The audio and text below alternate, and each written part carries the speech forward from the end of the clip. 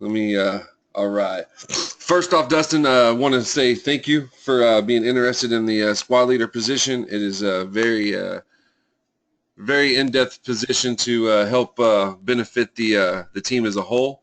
So we want to thank you for taking time out of your day and sitting down and going through this interview process to help better our team. We're going to start off. I'm going to have you. I'm going to ask you to go through your 30, 60, 90. If you want to, you can go ahead and pull it up. I can give you the screen, and excuse me, and I'll have you go ahead and show that. And oh, are you on your phone? Yeah, I'm on my phone. Okay. I'm on my lap. I've got it in front of me on my laptop. Okay. Trying to change presenter over to you. It's not letting me. So what I'm going to do is I will pull up the 30, 60, 90 and let you go ahead and go from there. Give me just 1 second. There we go. Your 30, 60, 90 should be up on the screen now. If you want to kind of read through that and go through that and let us know what you think about it. Well, I think it's pretty awesome since I wrote it and all that. But, I mean, that's just my opinion. But no, so if selected for this position, my first 30 days is my main thing is get acclimated with everybody on my team. Kind of learn not just the job essentials, but the new position as a team leader. Just kind of what all falls into that role, and then just get with each team member, and just let them know I'm there for them. Secondly, I'm gonna get with Derek and Victor and see what areas that each team needs help on. Each team member needs help on, or what Derek and Victor need help on to eliminate maybe some stress that is bogging them down. Because everyone knows I would love to be an FSM one day. So anything else that I can learn, from them, especially Derek, will help out. Thirdly, I want to get with each individual on my team, kind of learn what they need from me to help them grow, help them succeed and push to top of the scorecard, top of their position. Maybe their goal is just to be a tech forever. So we want to help them succeed at that position. And if each one wants to get into a team leader or FSM position one day, just do what I can to help them succeed at give them the tools that they need. Fourthly, I want to explain, my expectations of each person on the squad, what I expect from everybody. I'm not going to ask them to do something I myself am not willing to do or have not done already. I just want to do that to better not just our team, but it's not just our team, but the whole picture of Team Invictus in a whole. So if we can better ourselves, we're going to better the whole entire Invictus team itself. Lastly, I'm going to set my expectations with safety as the company's policy state, with the zinking and driving, the talking and driving, the following at a good pace behind another car, everything, putting your cones out. Safety when it comes to us in the attic and stuff like that, everything that we're required to do to stay safe on the roads, in a customer's home, going home, and etc. Safety is very important. I come from a background of being a safety manager with Firestone stores that I work for, so I know how detrimental safety can hurt not just the person itself, because if you get hurt, you're out of work for a while, and then also the company in a whole, because if you're getting hurt on the job, the company has expenses they have to pay. So in my 60s, in my next 60 days, or the next 30 days, which will be my 60-day, I'm going to keep pushing the team for the top with the team and touching back on things that I touched on in my first 30 days. Secondly, I want to learn, again, like I said, continue learning from not just any other squad leaders that have been in this position for a while, but also with Derek and Victor as well, if anything that maybe they see that I'm not doing that I could be doing better that will better the team. I've always thought that if you want to be the best, you got to learn from the best. That's in anything. I give that, example, my softball. I play softball a lot, as y'all know. The only way I'm going to get myself can get better is if I play with better talent. So you surround yourself with where you want to go. So, if you want to be an FSM, you get with the FSMs and you pick their brain and you learn what you need to do and what you're not doing, and things to help out. With the squad, I want to identify any strengths and weaknesses, identify any gaps in training, start digging into each individual's metrics, find the areas that they need to improve and pray, and also just not just tell them, hey, you need to improve here, but also follow up with, but you're doing great in these areas. These areas are you're doing awesome on. If we can just tweak this one area or these two areas, you'll be golden. You'll climb the ladder and metrics and everything, and you'll start improving on the scorecard and all that. And so also, train with them on if they're having any issues with sales. Do some role playing if we have to. In my sales experience, when I worked at other sales jobs, even with Firestone Enterprise, we once every other week or so, we would have role playing with another person, like where the person was the salesperson, the other person was the customer. You'd walk in, and it's really the best way to hone your sales speeches and tactics. Introduce expectations, like being on time wherever there, be where you're supposed to be, take pride in your job, and do quality work, and be safe. Being on time to me is you're early. I know there's things that happen. Obviously, with me today, I was right on time, but I had my little kiddo. So if you're not going to actually if you're not able to be on time, just let me know. Communication is key. I can't read minds, so therefore I just want people to let me know things. Hey, I'm gonna be a little late to this, or I'm running a little late to my job. That way I can know as a team leader, because I'm guaranteeing them that Derek's gonna ask me, well, why weren't they there on time? And that way I can give them give Derek an answer as to why they weren't there on time, or why they weren't on a call on time, instead of me looking stupid like I don't know. I have no clue, because I don't like looking dumb.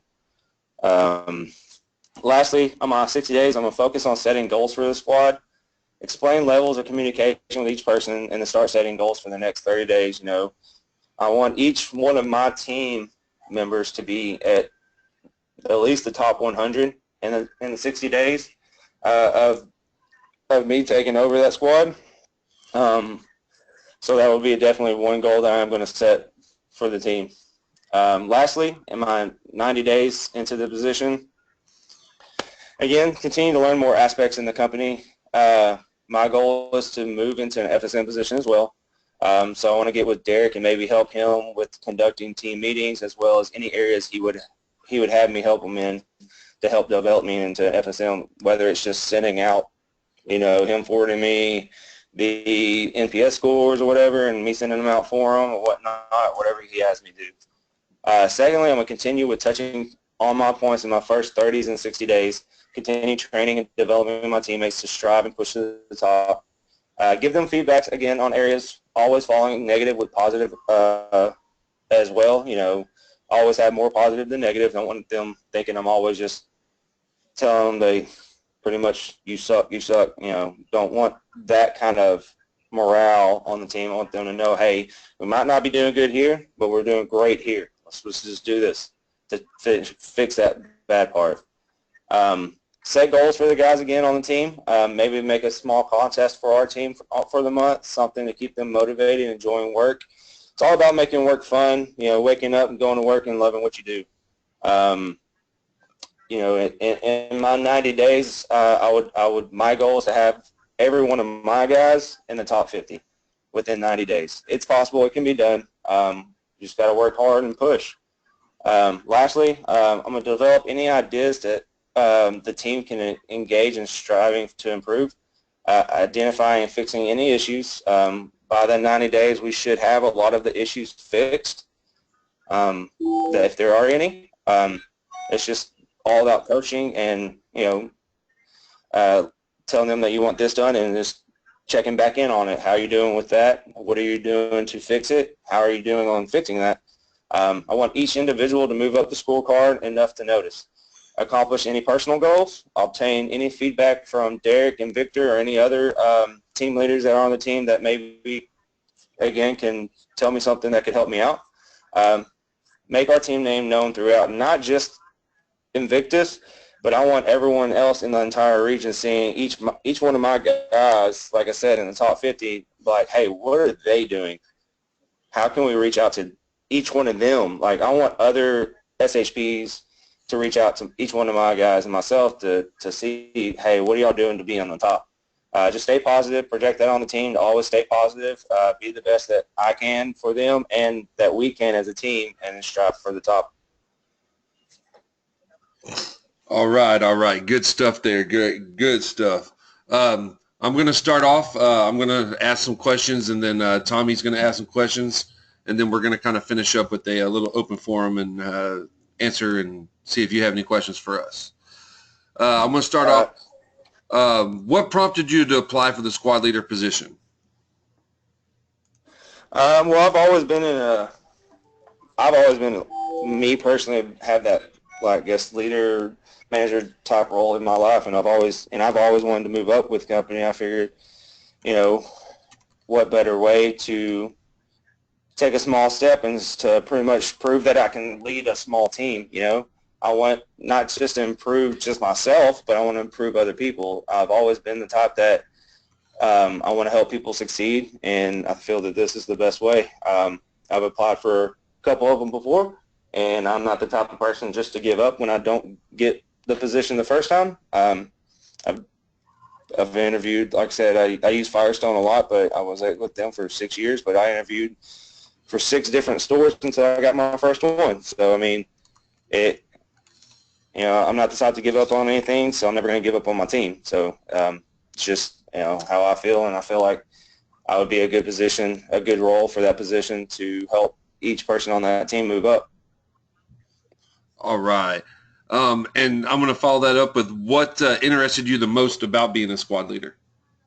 What do you think? What interests you in leading a team? Seeing people succeed, getting the joy of knowing that I have guys that I'm helping grow and improve and strive for the top, do their best. Just being that person there for them to help them improve their lives and their job and just help them grow. Seeing, like I said, I've always enjoyed, whether it's coaching or whatever position, when you have other people that you're helping succeed in life.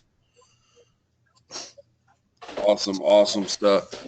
How do you go about continuing to develop your professional skills and knowledge? Learn from other people that have been in the position. Educate yourself, study, work hard. And you've got to pick people's brains that have been there for a while, whether it's you and Victor or other team leaders and other other teams, other FSMs. Ask questions and just pick people's brains. It's a never-ending. You're never going to know everything. There's no one out there that I know that knows everything. You've always got to learn something new. There's always somebody that knows a little bit more than you do. So there's always room to improve and study. All right. Tell me about a time you set difficult goals and what you did to achieve them.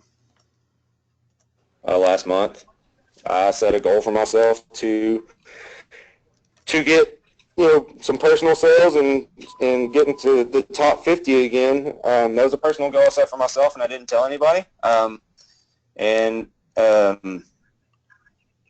and I killed. I achieved it, and I worked my I worked my butt off. I mean, there's a lot of butt back there, but I worked it off, and it just, I mean, there was days that I was frustrated and I was tired and I was exhausted, but I mean, in the end, it was worth it. I mean, last month my goal was to get, just like I said, in the top 50 again, and I mean, I haven't seen the last scorecard yet, so I don't know where I ended, but I know I ended in the top 50.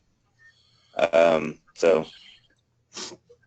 Yes, you are correct. I was actually looking at that scorecard last night. You did so far end up in the top 50. So that was a good goal to set. And in setting goals, that's one big thing with our team. Is that's one thing that I've always asked, is to set goals and do what you can to achieve them. Now, when it comes to setting goals, one of the biggest things is some people like to say, "Oh, here's my goal," and they never work to achieve that goal. I don't want people setting goals to just set a goal. I want people to set a goal to be able to have something to work towards and to motivate. Yeah. So setting goals is a big thing here on our team as well as throughout the region. So that we really like the goal setting process. Yeah, definitely. And like you said, and I've always, if you give yourself something to work for, even if it's $200 in upgrades, I mean, when you hit that, you feel good. I mean, I think that's one big thing that has helped lately, is us setting goals, and myself setting goals, is when I hit those goals, and this is just speaking for me, is you get a sense of success. I mean, just a sense of, you feel like you just feel good when you hit that goal. Like, hey, look what I did. I set this, I did it. And that, like you said, I think that's a huge thing. It's not only helped our team, but a lot of people on our team. Correct. Now, give me 3 examples of exceeding expectations.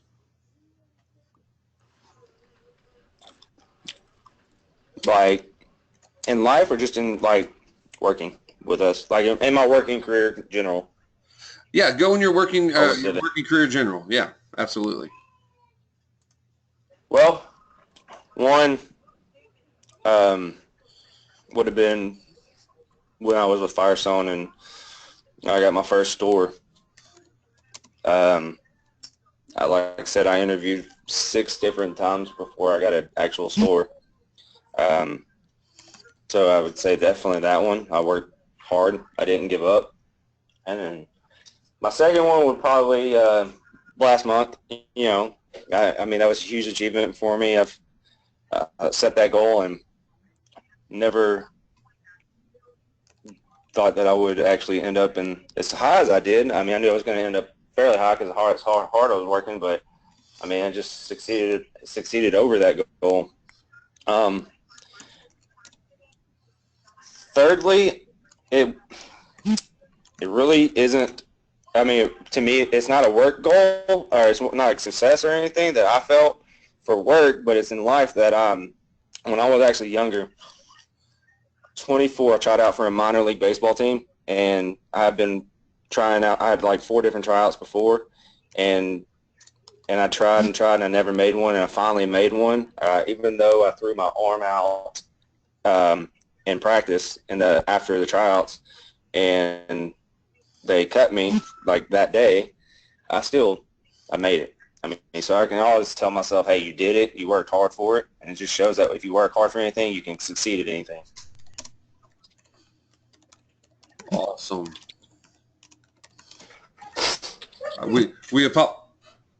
We apologize for the delay, but obviously Tommy and I are both taking notes, and so we want to make sure that we're getting all the ample information that we need here. It's okay. And then my zinc is blowing up too, so I didn't know if y'all heard that while my phone. Next question. How do you feel about taking no for an answer? No means no. No doesn't mean no forever. I mean, no means probably no for that time. It doesn't mean for you to give up. It's just, it happens. I mean, you can't get yeses all your life. There's no participation trophies in life.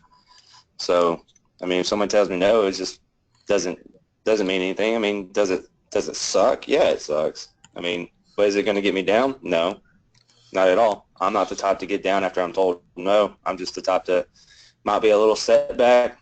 I'll say it's a minor setback for a major comeback. So, I mean, all it's going to do is just make me want to strive harder. I mean, I was told no 6 times, again, for a store manager position that I really wanted, and I still went for it.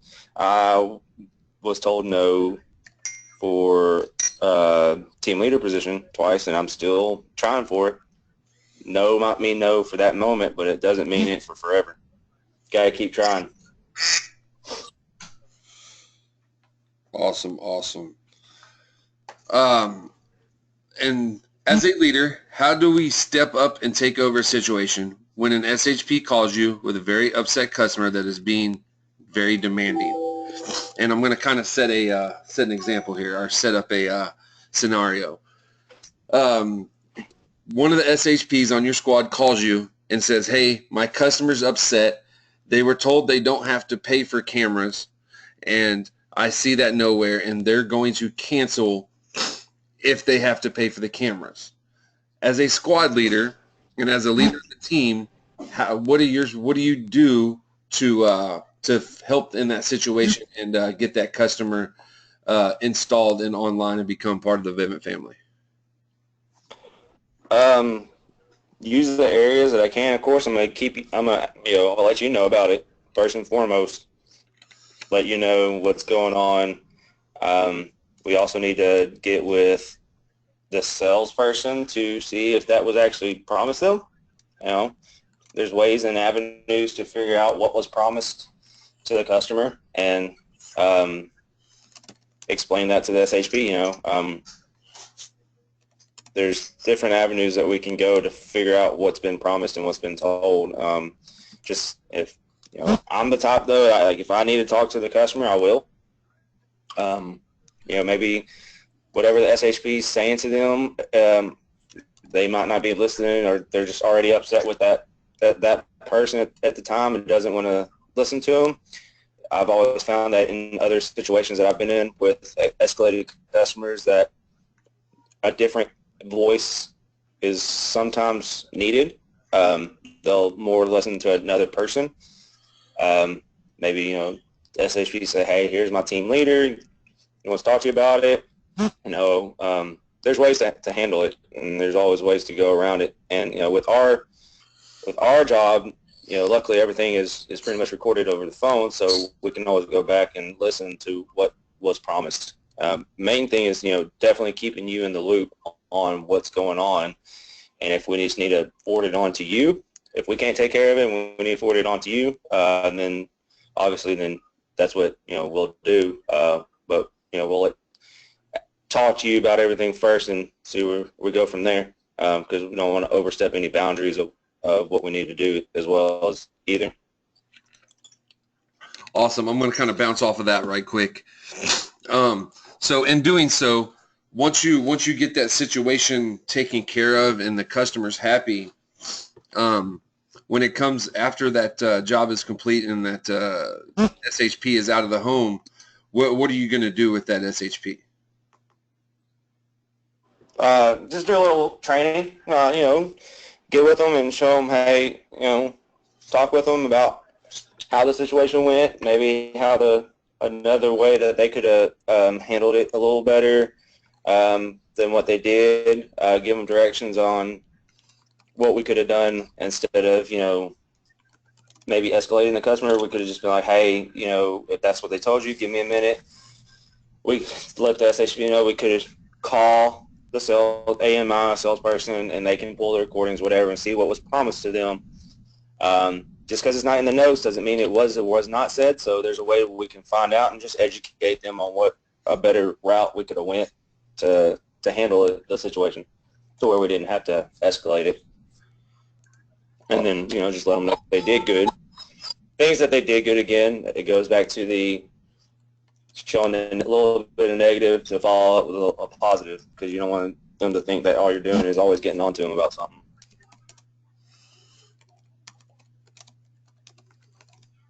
All about coaching. Correct. Give me 1 second here.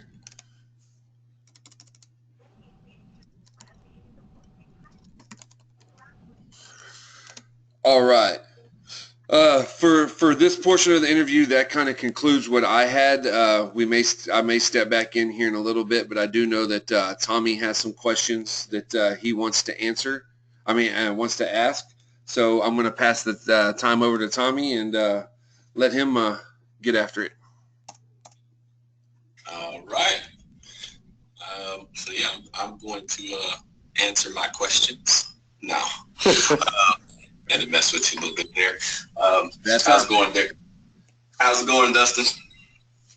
Good. It's good. How are you? Oh, going good. Got a lot of fires going on right now, but we'll let them burn like Usher. So, first question: who was the lowest person on the last scorecard that you guys got, and what would you do with them to improve them? On the one we just got this week. Whatever the last one you guys got. I've actually got it right here, right in front of me. I'm going to say it was Jason, but I've got it right here pulled up once it actually loads. My iPad wants to work with me. Well, I appreciate you giving me an answer of who you believed it was, because that was one of the main pieces before actually looking it up. So thank you.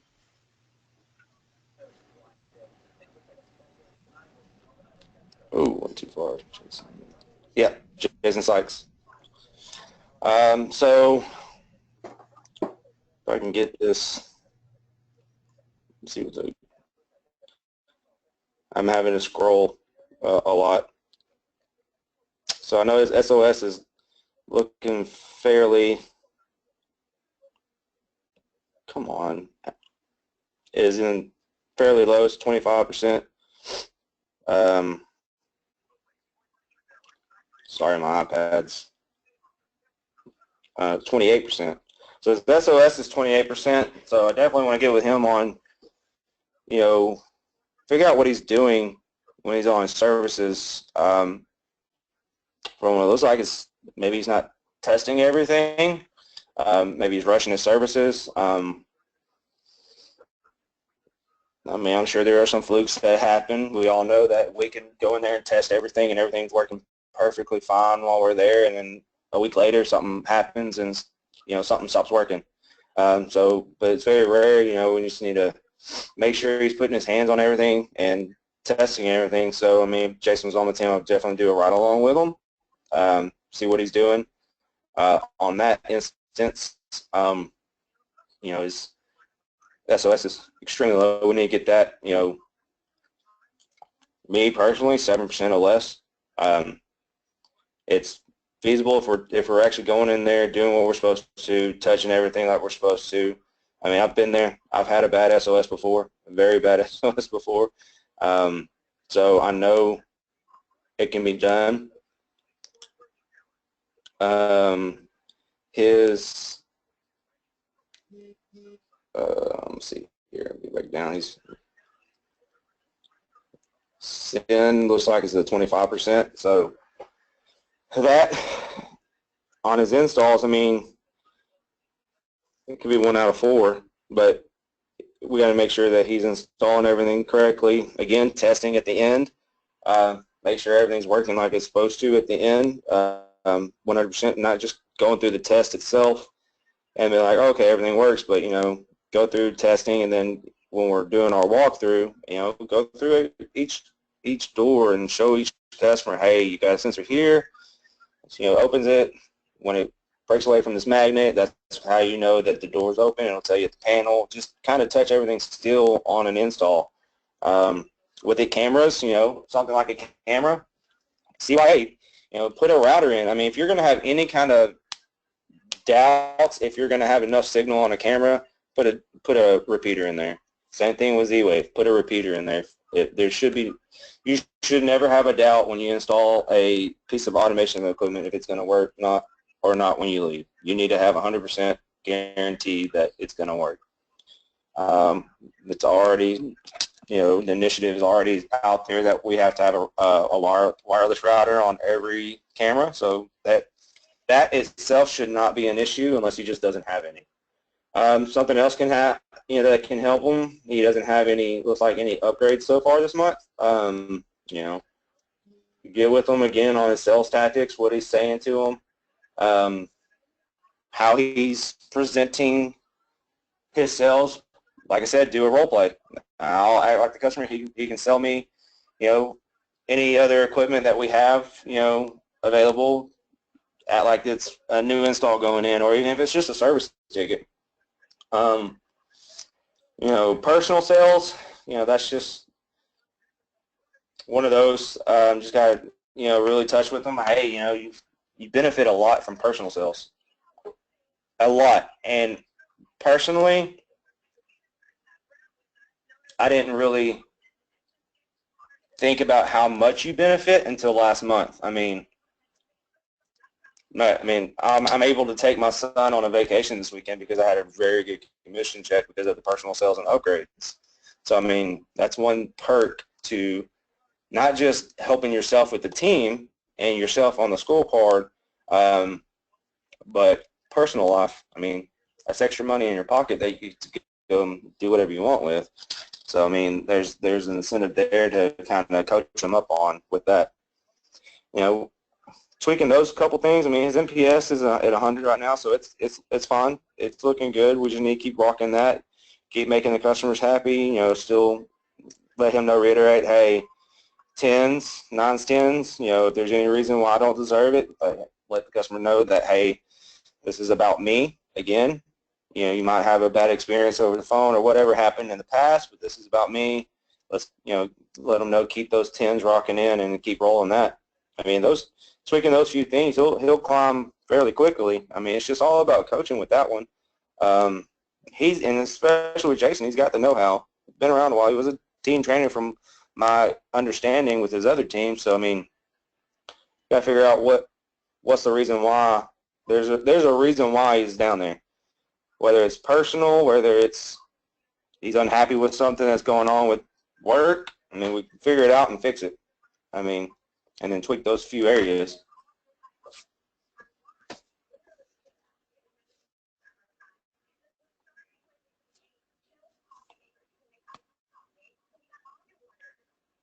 Okay.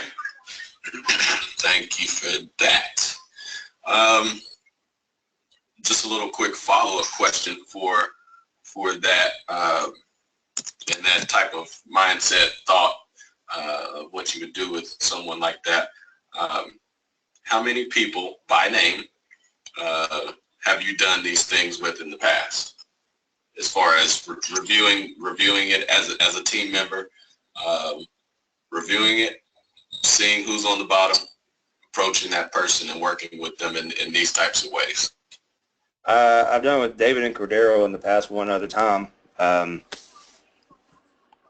David Stillman and Cordero once, when Cordero first got on and on his own enrolling, and the first few scorecards that came out, I kind of helped him out a little bit on that, especially with sales. And even when we started being, graded on sales, Brian, at first, he'd always say he couldn't sell, he's not good at sales, and I would just, talk him through how to sell. It's easy. 3 no's. I've always been taught 3 no's. Take a no at the beginning, the middle, and the end. And so pretty much really more or less David and Cordero, and I've really touched with Brian on just the sales aspect of the scorecard and how to, maybe improve that part. Okay. Well, when was it with David? You mentioned that with Cordero, it was when he first kind of came in and he was getting used to the team and all of that. What about David? David was last October time frame. Okay.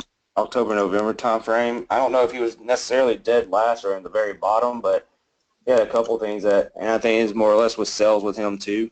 Those two him and Brian, and I know I just helped Cordero all around, kind of learn what the scorecard was. But Brian and Brian and David both even admitted they weren't great salesmen. So I just kind of touched base with them on the best ways to sell, because I mean that's all I've ever done in my working career is have had sales stats that you had to be graded on. So, okay, how would you rate yourself as far as looking at them now, or even looking at them over the time period from when that's been, how long that's been? What would you say your success on that process was? You know, what would you say your success rate or how well you've done with that? How effective was it? on a scale of 1 to 10, 10 being the man, I'd say I'm probably about a 7 or 8. You know, Brian's killing some sales.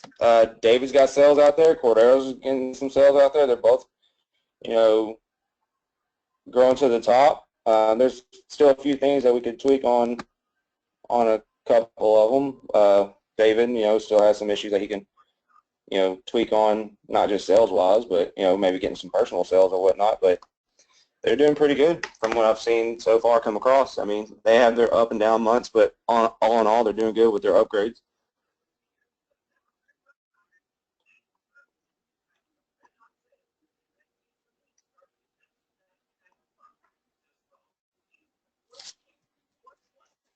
Okay.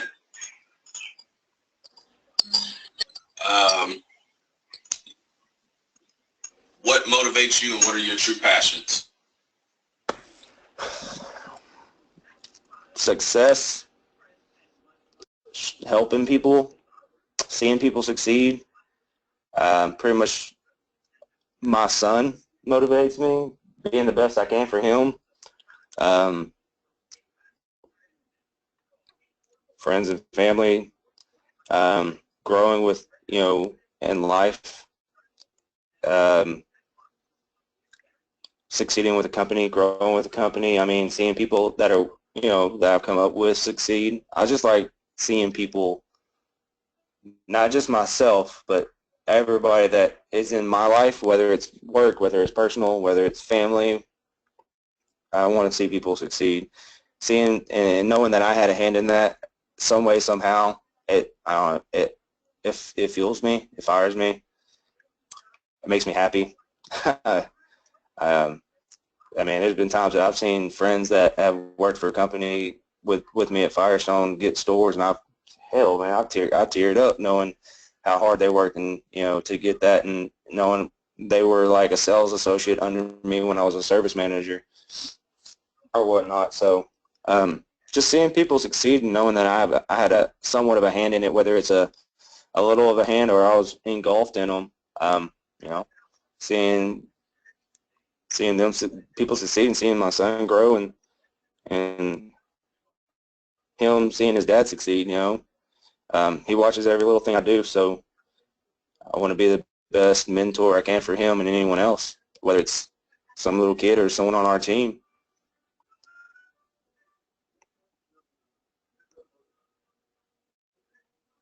Okay.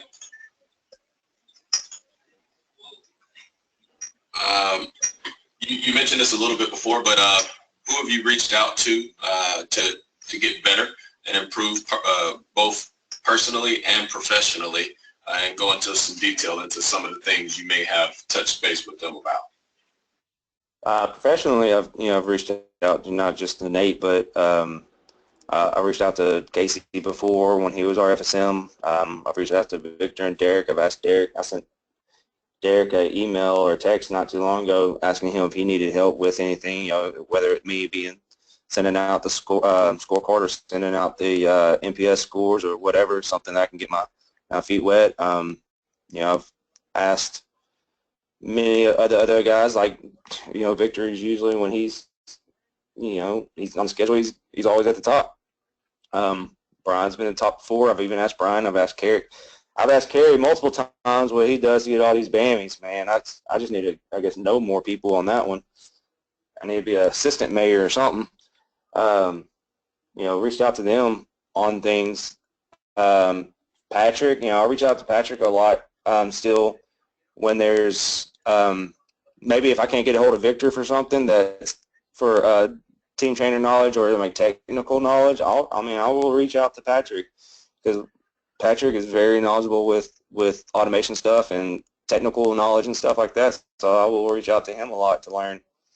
And then studying with what I can. When I have a free moment, I'll go and just read up on FS Pro or whatever on things on the products and stuff to learn more things. I've yet to go into the new website. I went into it, but I haven't watched anything yet on it that they said that they have sent out. I'm actually going to do that later today, kind of see that new pro website I guess we're going to have instead of the app.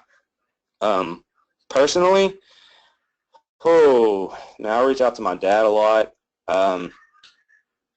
62 years old, and he's still working in the oil field and out in this heat, and just seeing him succeed, in life. And then my uncle, he's gone from just a basic accountant to he's president of a big bass boat company. Just seeing things, how he's succeeded in life, getting tips on. I get tips from him a lot when we go over there. We'll just sit outside and talk. When it comes to softball and sports, because everybody knows I love sports, I get with the guys that have been doing this for longer than me and, get tips from them, on how to better myself in just that sport. And that, honestly, when it comes to that, as crazy as it sounds, with me disciplining that, it's almost like, I'll use Cordero as an example, how he's so disciplined with his working out. I used to be like that with working out, but, when Ethan came into the picture, that kind of went to the wayside. But, with sports, you got to train hard, practice hard, and dedicate yourself to it, and that goes along with anything in life and anything in business. If you want to succeed, you've got to, again, pick people's brains and then just work hard to it. Just sitting down talking to all those people, it's shown. I remember talking with Casey back in right before he left. I want to say September or something last year, that we were talking on the phone about how he said my training wasn't the best training that it could have been, but I took that as what it was, and I reached out. I didn't let that hinder me. I reached out to people and asked what I needed to do to better, and how I could better myself in each position, in each spot, and it's shown. It's taken time, but it's shown.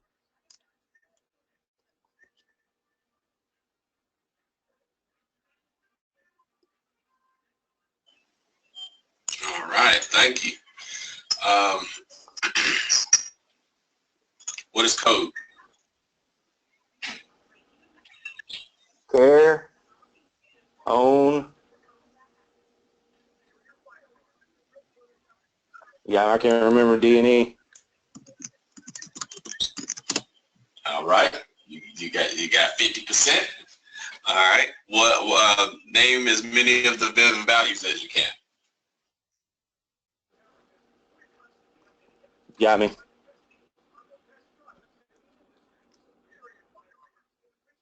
All right. All right. Let me see. I've got a follow up on your 30, 60, 90, and then kind of a free for all question. So when you were talking about that, you mentioned some pretty detailed eye goals as far as you figure a squad or whatever the case may be. It could be 3 or 4 guys or whatever the case may be. Could be more, depending on how a team grows, but we'll just say about 3 to 4. How would you get that full team of about the 3 to 4 pros to all get in the top 100? and out of over 1,000 in 60 days. And just said that, yes, that is pretty lofty, but how would you do it in detail? And the follow-up to that was your follow-up, the top 50 in 90 days. So the top 3 or 4 all being in the top 100 in 60 days, and also that top 50 in 90 days. How exactly, kind of in a little bit more detail, would you go about that? I mean, it just goes back to seeing where their weaknesses are and working on, where they're low at and fixing those. Whether it's their SOS, say they're perfect, say they're good in their SOS and not, or they're good in everything, but their SOS is fairly high. Say not too high, but kind of borderline high, and then they don't have any upgrades. Well, we need to figure out why their SOS is where it's at. Fix it, get it fixed in this amount of time to where they're going to grow, because we know it falls off after 30 days. And their sales is simple. It's as simple as just coaching them and showing them the best way to sell, the best way to come across to that customer on how to present the equipment. It's all about, to me, sales is all about being, is knowing, not just knowing the product, but being confident in yourself. A customer can know if you're not confident enough in what you're trying to sell. They're not going to buy it. They're going to shut themselves off, and they're not even going to listen to anything extra that you're going to try to throw at them. So that just comes to role-playing and repetition and getting someone used to selling. If I have to do a ride along with them and see what their pitch is or whatnot, whatever we have to do to get to that point to where they can sell confidently, we're going to do it. Same thing with, the 90 days in the top 50. There's always room to grow. I mean, I did, like, from May, I was nowhere near the top 50, and in June, I'm top, I don't know what I finished yet, but I'm going to say top 15. You just got to work on their weaknesses and strengthen those. There's simple things that we can tweak. Just get them to start using. One thing that helped me with, say, personal sales was a huge thing with me. I couldn't get any, and I finally started getting some, is social media. If you have social media avenue, if you have Facebook and Instagram or whatever, put it out there. People are going to see it, and they're going to ask, and they're going to message you. You may take like 2 weeks, but it's going to happen. So just find avenues for them to tweak their areas that they're not doing so great in and fix them. All it takes is something different than what they're doing now to fix it. And then show them that it can be done. I mean, I've proven I can't sit here and coach somebody if I've never done it. So I can show them that I've done it and show them what I did, and hopefully, have them do that and have them tweak it to their own way of doing it. Use it as a base and then tweak it to their own personality style on how their ways of doing things, that could help out. Maybe they had a better way of doing something that I didn't have, and we put them together and then fix what they need to be fixed. They'll grow. They'll climb. Once we do that, they'll climb. Yeah, granted, it's a lofty goal, but that's what goals are for, right?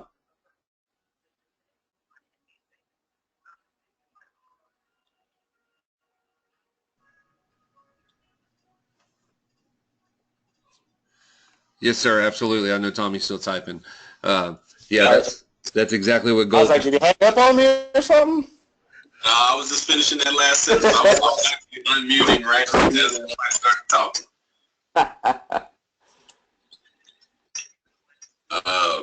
So the last one, why do we need you in this position to take the team to new heights? Because I just feel that I mesh with the team well. Everybody on the team I get along with, I work fairly well with. I can't say much for the Lufkin guys. I talk to them, not a lot, but I do reach out to them sometimes. But I mean, when I see them, we get along and all that. And I know Jason has called me for a few things before. Larry's called me for a few things before, a couple times in the past. So I mean, sure, I can bring a good, sound teamwork to the team. Maybe a different way of doing things to help each people grow. And whoever is, whatever team that I take, whatever guys I take, whether it's the group that Nate's leaving or completely different group, I'm down for the task, and I just feel that with me coming in, I mesh well with people. I love seeing people strive. I don't like seeing people fail. I don't like seeing myself fail, and I'm not gonna let it happen.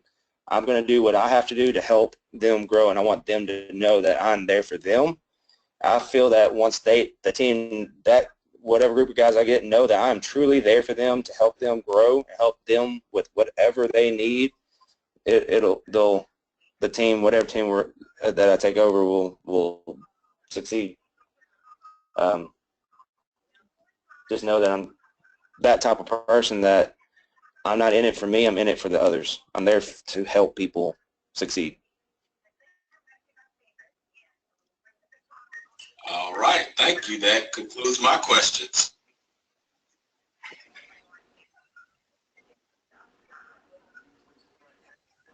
Derek. Yep, sorry, was finishing up typing. What you got, Tommy? I'm good to go on that. Sorry, give me 1 second. Yeah. No, I'm good to go. I think one thing that one last question for me is chain of command is a big thing. We've talked about it as a team. And what do you think, what does chain of command mean to you?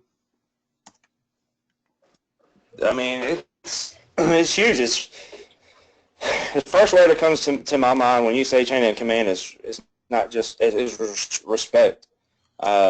You go through your chain that you're supposed to, don't jump over anybody because of whatever reason. If you need if your chain of command is myself, then Victor, then Derek, then if Derek for whatever reason doesn't answer you for whatever reason, find another FSM, or if it's something, personal, then we go to Tommy if that is our last resort.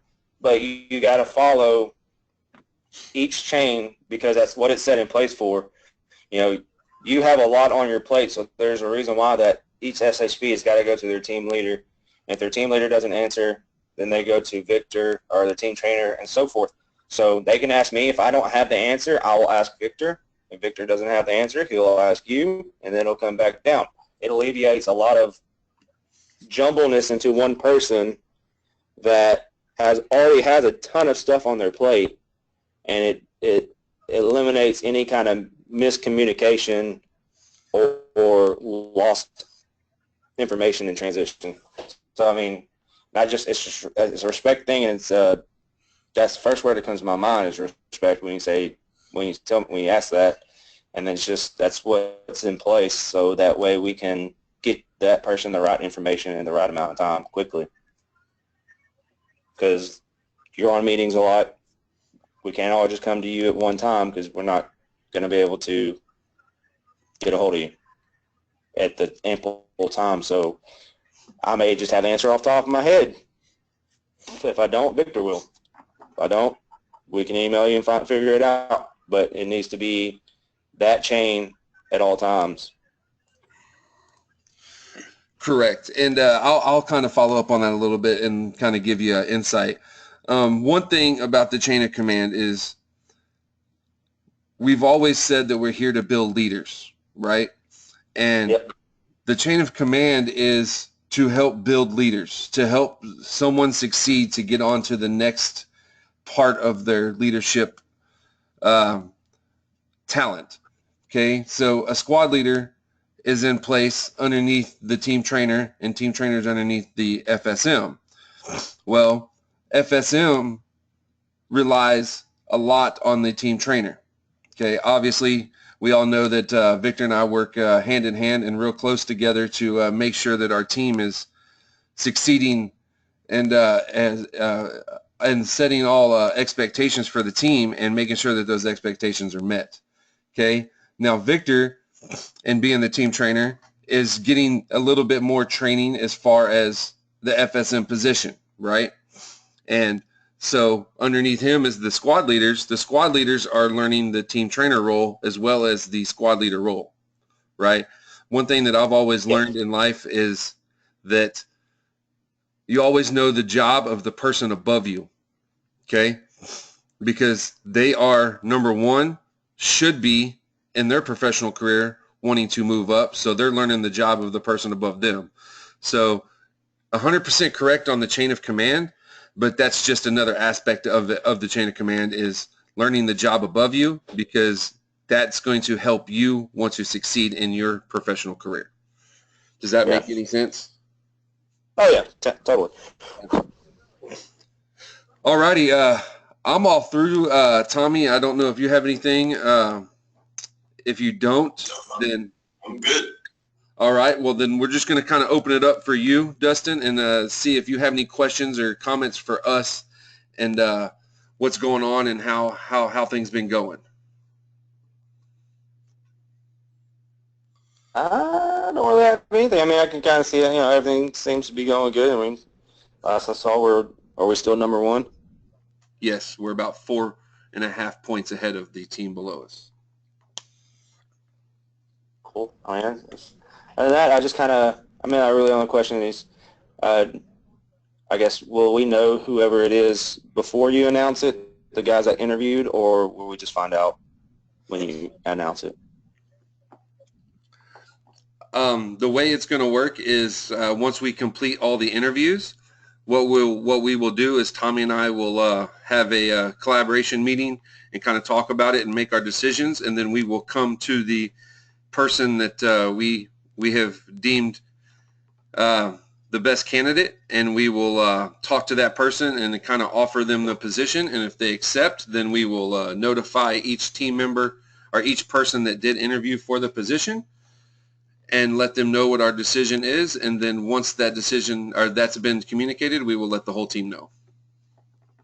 When do we plan on finding out? I mean, when do you plan on having this person, I guess, announced?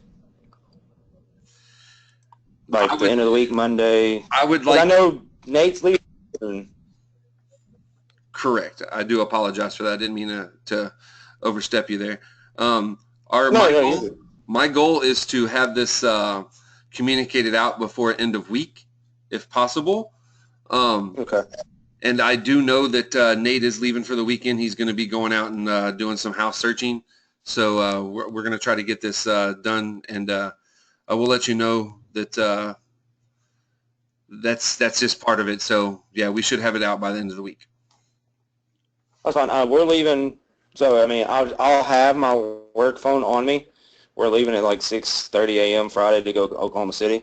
So, but I will have my work phone on me. So just to let you know, just in case you need to get a hold of me or whatever about it, or that way I'm around for the announcement and whatnot. Roger that. Yeah, we will definitely keep that in mind. And like I said, we should have it out before then. But I don't see any hiccups, but it should be out before then. Okay. No, that's all I got. All righty. Thank you. Tommy, you got some final words? Thank you. Thank you. We appreciate the answers to questions, your 30, 60, 90 and all that. And we'll go through the process, and we'll be making the best decisions for the team and keep making moves. Try to keep this team number one for the rest of the year. I appreciate the opportunity. All righty, man. We do appreciate it. Thank you so much for your time. Thanks.